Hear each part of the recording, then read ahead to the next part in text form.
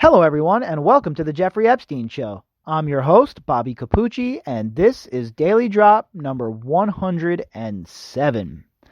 It is Santa Fe Eve, folks. This time, tomorrow night, I will be speaking to you from Santa Fe. I'm pretty pumped to get there. I'm pretty pumped to get on the ground.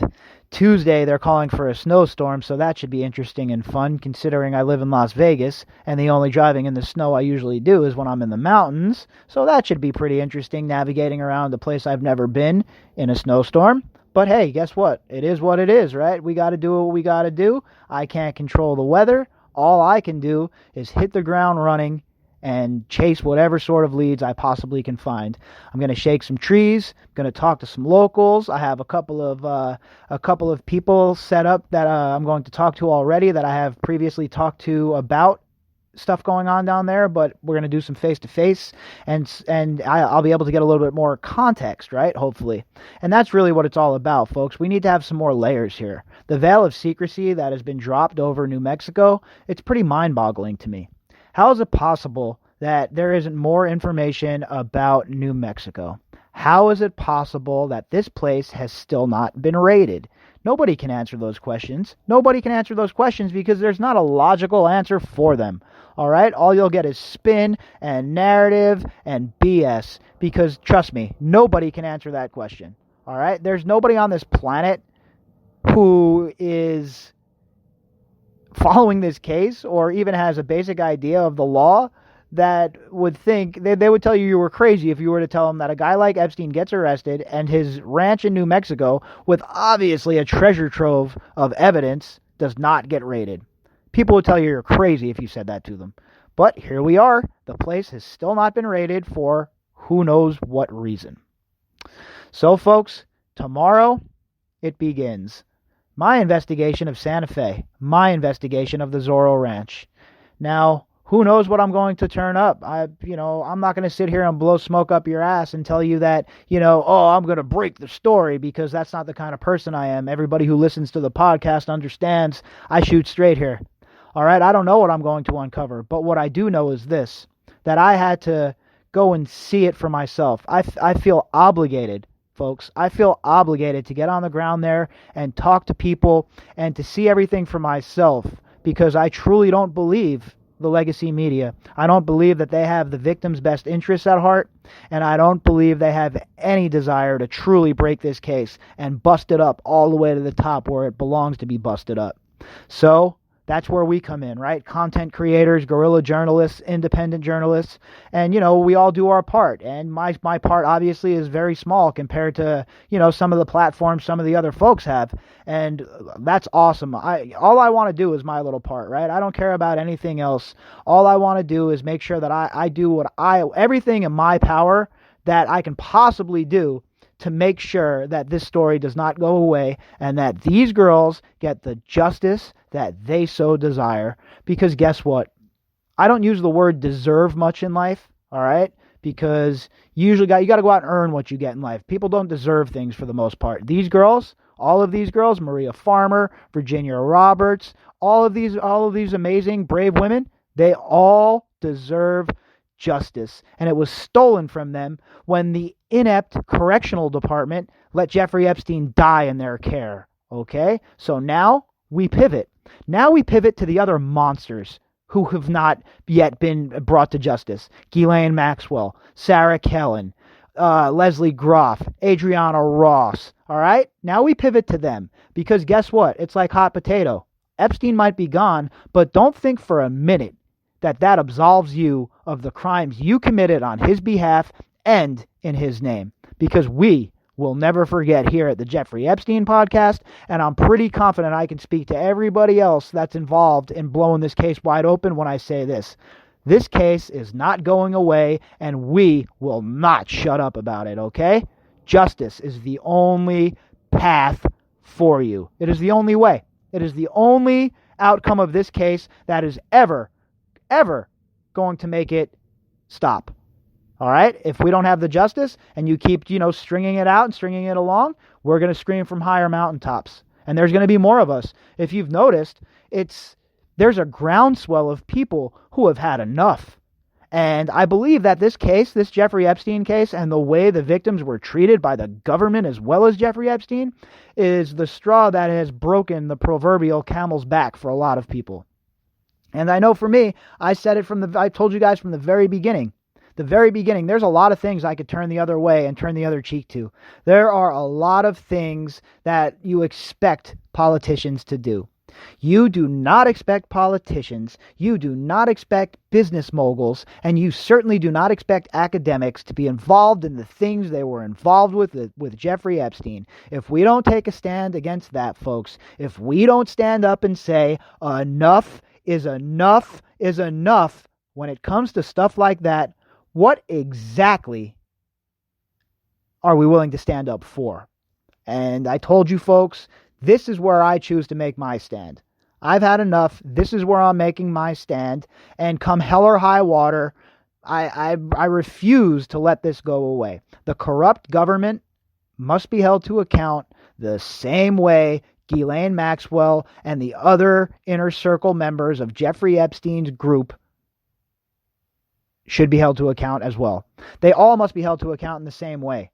All right? Because the government, obviously with the government, all we can do is make sure we don't vote in the scumbags that were that made all of this happen, right? With their enabling. But with when it comes to Ghislaine Maxwell and the circle of witches, well, we can demand that they get their justice. And I think that with all of the attention on this case, I think that's why you have seen them even come out and say anything about investigations into the inner circle. Because without any of this outrage shown by everybody who is working on this case, who is, spending time on this case, they would have already shoved this one right under the rug with Amy Robach's story, all right?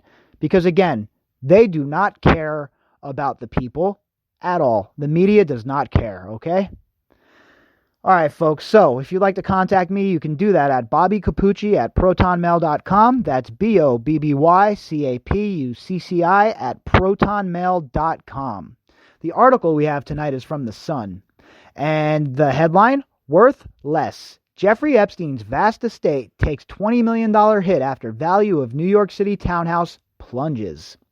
The Sun has obtained property records from New York, Florida, New Mexico, and the U.S. Virgin Islands that show Epstein's homes have all seen slight increases in value since he took his own life, allegedly, back in August, with the exception of one, his New York townhouse. The New York townhouse was valued at $75,016,000 for the 2018-19 tax year, but on January 15th was assigned a market value of just $55,931,000. You see, I don't really like that, right? That takes away money from these victims when they finally get paid. So I don't want to see the property value drop, but I can understand it, right? Who's going to want to move into that place, right? Who would want to live there at this point? I mean, you'd have to be some kind of like sick, depraved animal to want to live in a house of horrors like that, where Jeffrey Epstein was involved in the sort of thing he was involved in. How could you ever go home and call that home? His neighbor, Bill Cosby, also saw his home's market value from $44,972,000 to $34,497,000 for the same time period.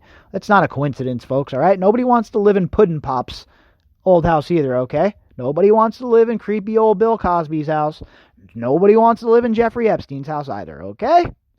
Those drops are in line with other properties in the area, according to a Department of Finance spokesperson, and not a reflection of the allegations and convictions that brought down the owners of the homes. Yeah, I don't buy that. Sorry. Epstein's townhouse is one of the largest residences in the city and occupies approximately 28,000 square feet over 6 floors. He came to own the property 2 decades ago, and the sale happened under mysterious circumstances. Public records show no transfer of money when he deeded the house from his good friend Leslie Wexner, but there was a transfer of close to $50 million to a Wexner charitable fund from businesses registered to Epstein's addresses. It is as the Herbert N. Strauss House, named after its former owner, who was one of the heirs to the Macy fortune, the department store which was founded by his parents. So that's interesting. There was no transfer of money, but there was a $50 million donation to a Wexner charitable fund. I always wondered, why does Les Wexner need charitable donations? I thought he was this big, rich guy. You don't need Epstein's money. I think you and Epstein were a lot closer than you like to admit, Mr. Wexner, and I think that you're hip deep in this whole entire situation. That's right, I said it. That's my opinion. I think Wexner is hip deep in this situation, and I believe he has a lot to answer for. The question is, who's going to be courageous enough to ask him these questions? New Mexico. Out west, the estate saw little change in the value of its New Mexico ranch. The property is split into two parcels, and the market value of one increased from $300,000 to $309,000, while the second went from $15,281,000 to $15,738,000. The Zorro Ranch consists of 26,700 square foot mansion on 10,000 acres that was purchased by Epstein back in 1993. It was only 7,500 acres when he purchased the property, but Epstein has added to the ranch over the years. New Mexico is the one state where Epstein resided that did not require him to register as a sex offender. Boy, isn't that convenient for Mr. Epstein, huh? Isn't that convenient that leading up to his convictions and all of that he was a big player in New Mexico greasing palms? Isn't that funny? I wonder why. Could that be some foresight on his part? If he ever got in trouble, well, he's friendly with all these people. He gave them all a bunch of money. Why don't you get me off, folks? That's exactly what the motivation was. It wasn't because he's this charitable man. I'm so charitable and I love the arts, and I'm going to give money to the arts. Yeah, right, okay? No way. It was a vehicle for Epstein to get his tentacles in and a smokescreen for him to build his reputation. The value of the estate is a bit confusing, however, since Epstein himself valued the ranch at $72 million in his will, an amount that was reiterated in recent filing against his estate. Virgin Islands. Then there are the two island properties near St. Thomas, Great St. James, and Little St. James. They saw no change at all, but had a collective value of less than $40 million, despite the Attorney General of that territory listing the value at $86 million in court papers this week. Again, folks, they can't even get the proper numbers when it comes to Jeffrey Epstein's case. They don't even know how much the houses are worth. They can't even figure that out. And these are the people we're going to rely on to break the case. They should just move out of the way and give all of the independent investigators that are looking into this case all the information they have, and then the case will get cracked, because people who are using their own time and their own finances to report on this case, yeah, those are the people that have vested interest, okay? Those are the people that really care. Little St. James is approximately 71 acres on the island. One can find cabanas, a helicopter pad, a Japanese garden, a cinema, and two main properties. There is also a staff of 70 who appear to still be working on the island. Then there is Great St. James, a 162-acre property located next to Little St. James. Epstein had big plans for the final addition to his already sizable real estate portfolio, with a schematic obtained by Suzanne Carlson of the Virgin Islands Daily News showing his plans to build a massive compound on the property. Epstein's plans for Great St. John include a barge dock, 2 homes, cottages, an amphitheater, gardens, a marine electrical cable, solar array and generator, storage building, security building, work shed, machine shop, and an underwater office and pool. It is unclear where that stands, but work has continued on the island in the months since Epstein's death. Why?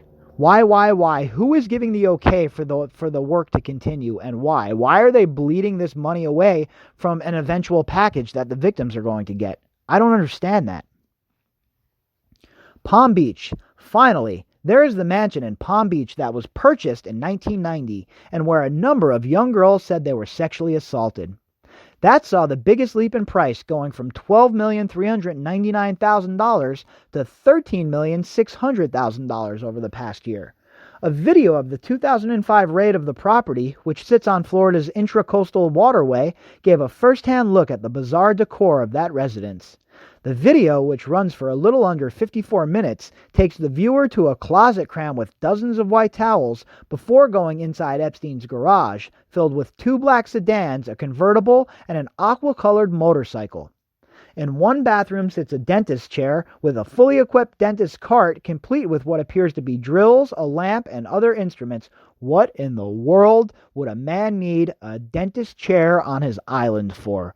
I've always found that so odd. What was he doing with a dental chair, drills, a lamp, other instruments? That's like something straight out of the movie Hostel. In another, Ghislaine Maxwell black and white portrait hangs above the toilet bowl. On the opposite wall, in full color, is a young naked girl, back to the camera, running her hands through her hair. Meanwhile, the women who allege they were sexually harassed or abused by Epstein wait to settle their lawsuits with his estates. Again, there's a portrait of a young naked girl with her back to the camera running her hands through her hair. I don't know about you folks, but if I ever walked into one of my friends' houses and they had that sort of artwork, there would be a lot of questions. A lot of questions. Executors Darren Indyke and Richard Kahn have filed paperwork in the U.S. Virgin Islands to begin the process of settling these lawsuits, but only if the women agree to numerous demands. The Sun has obtained legal documents which show that as of December, lawyers for approximately 30 victims had filed 17 separate lawsuits that had been filed against the Epstein estate. At least one of those women, Jennifer Arose, has already objected on the grounds that the people handling the settlements would all be paid by Epstein's estate. Arose said she would be comfortable with the arrangement if those workers were not paid until after the settlements had been reached with other women. I don't think that that's too much to ask, right? Why should these people be ciphering off any of the money that's left in the estate? That money should go to all of these victims that suffered at the hands of this monster. Common sense, folks. Common sense. Shut these places down. Bring all these people that are working there still, fire them, get rid of them, talk to them, obviously, right? Let's make sure we interrogate them. What'd you see? What'd you know? Etc., and make sure that these properties are sold off and the money goes to the victims. All right? They're the only ones entitled to this money at this point, in my opinion. I don't want to hear nothing about the Virgin Islands seizing property. None of that nonsense, all right? None of it. These victims, they're the ones who deserve whatever kind of dough that comes out of this estate. It has to go to them. End of story. All right, folks. If you'd like to contact me, you can do that at bobbycapucci@protonmail.com. That's BOBBYCAPUCCI @protonmail.com. If you would like to help support the podcast, you can do that by clicking on the GoFundMe link inside of the description box. All right, everybody. So I don't know if I'll be doing a morning update tomorrow because my travel is going to be pretty tight. I'm going to try and fit one in, but if not, I'll do one. I'll do the daily drop as soon as I get settled in. All right, folks. I will talk to you all tomorrow, and I hope you all had a great weekend. And it's here. It is finally here. Santa Fe time, folks. Let's get it.